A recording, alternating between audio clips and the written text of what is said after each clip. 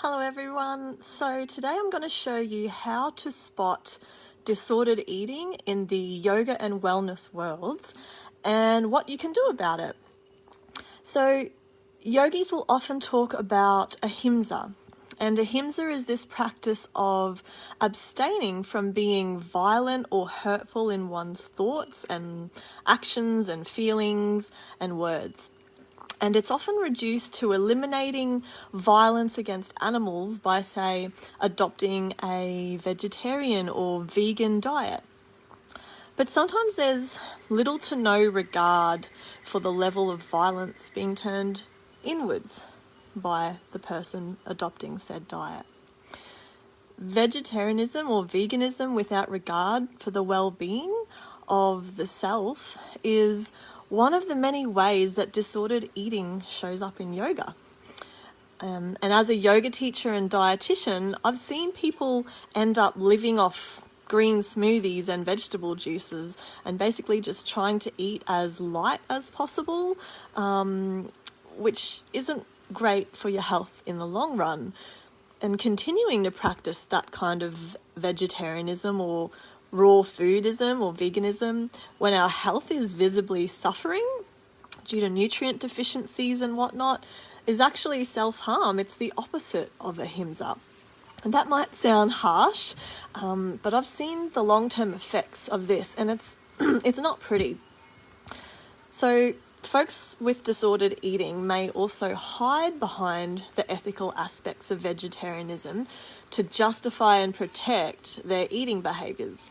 This is another thing that I see in so many of my clients, and I personally did this. I did this for years. And what started as a genuine concern for animal welfare quickly became hijacked by a growing eating disorder. And it was used to disguise and excuse my unhealthy relationship with food.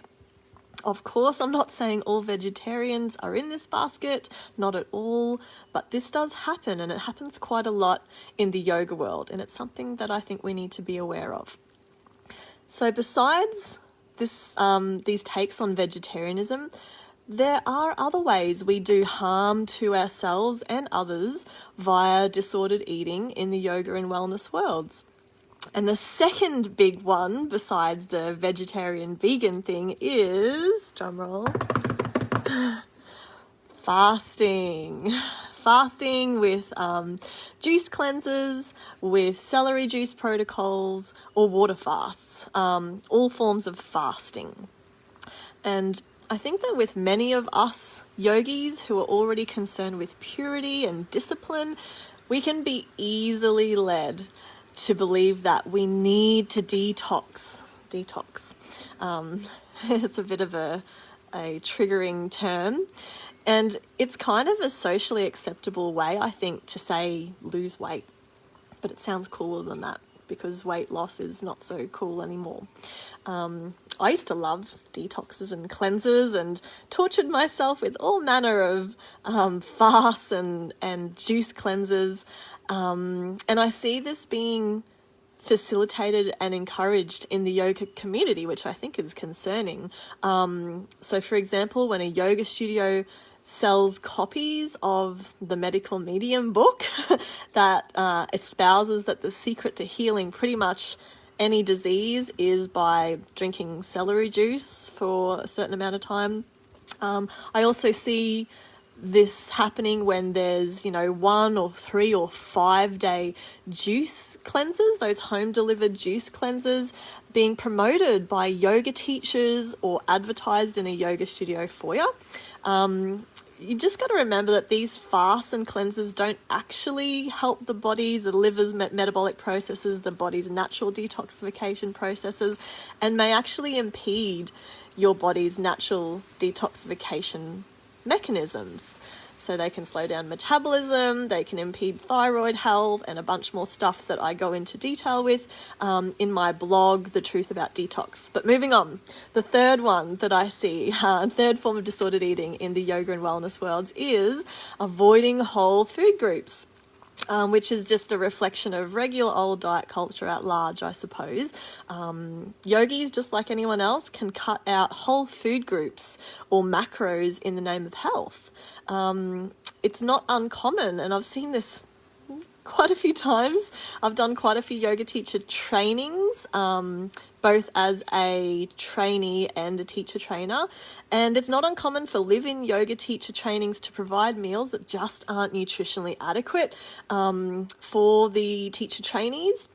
And despite the fact that we're doing huge days of physical training, the food offered to trainee teachers is often too low in calories or carbs or protein, depending on whatever dietary doctrine the people in charge of running the training follow. So, for example, it might be raw vegan, in which case you're going to have not enough protein. It might be paleo, in which case there's not enough carbs a lot of the time. Number 4, chronically under-eating or skipping meals. This is often done in a misguided belief that we need to rest the digestive system or err on the side of yogic or Buddhist kind of asceticism. And we may call that, intermittent fasting. It's also known as intermittent fasting. And it's easy to convince ourselves and others that it's good for us to be under-eating or skipping meals. The evidence for intermittent fasting, by the way, is sketchy at best. I've written a whole blog on this that I'll link to as well. Moving on, number 5, we've got adopting Ayurveda's Panchakarma in its most extreme form. So I won't go into this in too much detail today, but Panchakarma is basically an Ayurvedic therapy that includes things like emesis, so vomiting. It can include medicated oil enemas and other kind of herbal enemas, and a lot of purgative therapies, however you say that word. The protocols can be anywhere from 3 to 21 days, and I'm seeing a lot of people being drawn towards more extreme versions of these traditional Indian and Ayurvedic regimes, especially the purgative aspects, even if they're not constitutionally suited to such a hard cleanse. And that's a really important factor to consider in traditional Ayurvedic medicine. In India, these Panchakarma protocols are usually medically supervised by Ayurvedic doctors, and people are closely monitored, but I see people undertaking this stuff by themselves in their home countries, and it's not great. It can be taken way too far. Number 6, I think we're up to, is excessive clean eating. So when everything needs to be gluten-free, dairy-free, sugar-free, GMO-free, as well as paleo, keto, vegan or raw, whatever, to top it all off all the time, life is going to get hard, obviously. Also, along these same lines, when we're too obsessive about clean eating, people end up eating foods that they just really hate. We tend to stress about what foods are good or bad, allowed, not allowed, what foods are clean or toxic. And as a result, we'll often try to deny the sense of deprivation that we feel, the lack of fun that we have with our food choices, and do things like swap out, certain higher calorie or high carb foods for lower calorie options. We might replace commonly vilified foods with cleaner versions. So, for example, we might eat zucchini noodles instead of actual pasta. I remember once while I was in the dark depths of my eating disorder years ago, I told my cousin to use frozen zucchini in a smoothie rather than banana. I'm so sorry, Karen. That was not okay.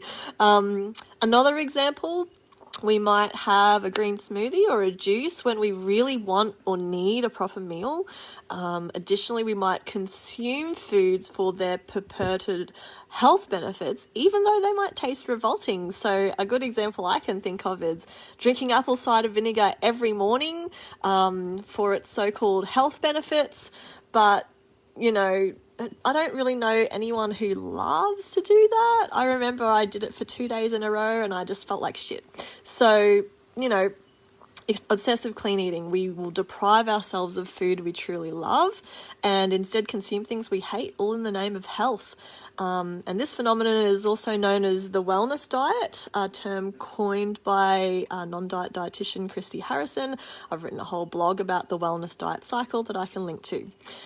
Moving on, number 7 is spending lots of money on superfoods and supplements and fancy juices and equipment, possibly to supplement a deficient and restrictive diet, when we may not even have that kind of money to spend in the first place. I know as an inexperienced yoga teacher doing all this stuff, I couldn't afford $400 juices, and yet I found ways to buy them. And that money probably would have been better spent just getting help for my disordered eating.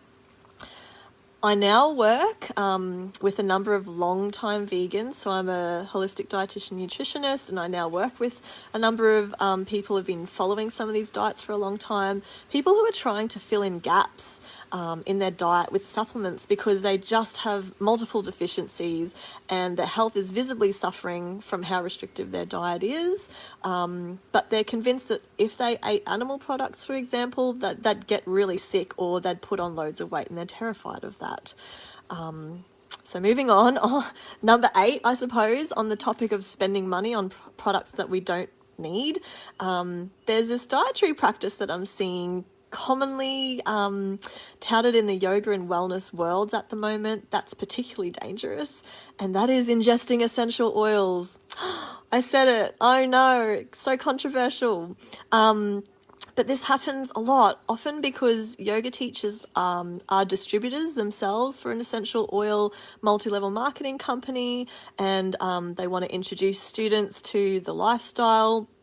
Ingesting essential oils, though, on a regular basis without medical supervision it's just downright dangerous. Speaking as a nutritionist and someone who is nearly finished a herbal medicine degree, it's not safe. Not to mention the shaky ethics of adding your yoga students to your downline. And that ties into spending lots of money on stuff you don't really need to be healthy. Yes, and just an extra fun fact that I discovered the other day is that doTERRA have an oil blend for weight loss, which is both dangerous and disordered for all the reasons I describe in my blog about why you shouldn't ingest essential oils. I'll link to that one as well. Let's move on, because that could be a 3-hour conversation. Number 9 is taking shonky food intolerance test results to heart and cutting out a bunch of foods we don't actually need to eliminate.